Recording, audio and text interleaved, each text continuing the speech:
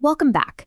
If you are deciding where to allocate your tech budget, you need clear operational answers, not hype. Hit subscribe so you never miss our enterprise guides.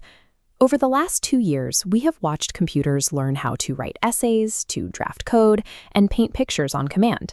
But generating text is a very different computational problem from actually executing tasks.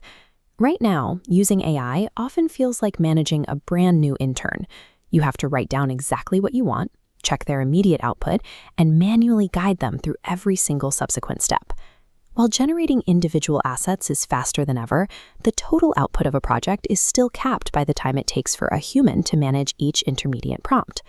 Scaling beyond these manual steps requires a move toward autonomous goal execution, driven by Agentic AI. If your daily workflows are bottlenecked by constant oversight, understanding the functional difference between generative AI and agentic AI is the first step toward solving it. Let's look at the tools you are already using. Generative AI is built strictly to produce new media, text, audio, code, by predicting patterns it learned during its training. By design, it operates as a passive system. It waits for you to initiate a prompt, and then it responds. We call this single-turn execution. The engine waits for your command, delivers an output, and then stops entirely until you ask it something else. Say you ask a chatbot to write a 500-word marketing email. It writes the draft perfectly. Or you ask an image generator for a highly realistic, cinematic still of a sprawling futuristic city skyline at dusk. It creates the image instantly. But the system stops there. It requires a human operator to copy the text, open the email client, paste it in, select the recipients, and hit send. Generative AI is an excellent creative partner, but it is structurally dependent on human guidance for every stage of a workflow. Agentic AI, or AI agents, solves exactly that problem.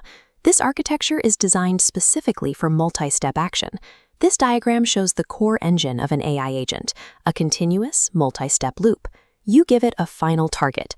First, the agent enters a planning phase, reasoning through your broad request to break it down into a sequence of smaller, logical steps. Then it moves to the act phase. Unlike a closed chatbot, an agent accesses external tools. It opens web browsers, queries APIs, and runs its own code to gather live data. Finally, it hits the verify phase.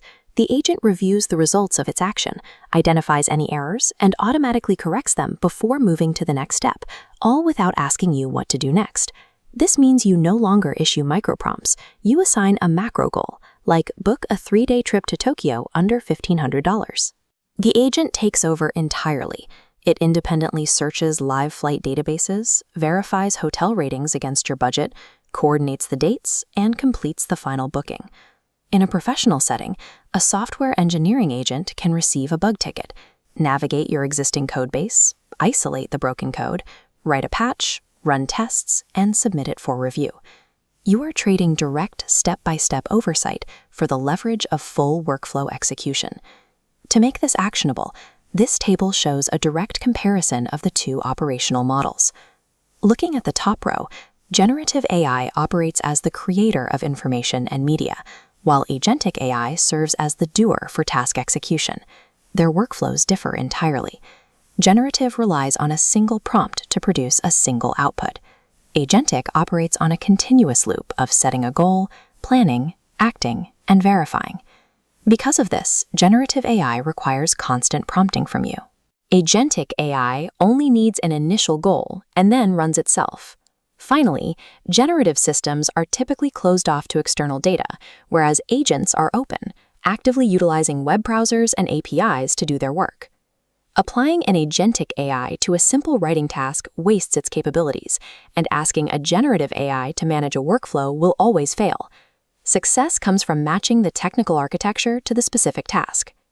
Generative AI gave our computers a voice and an imagination.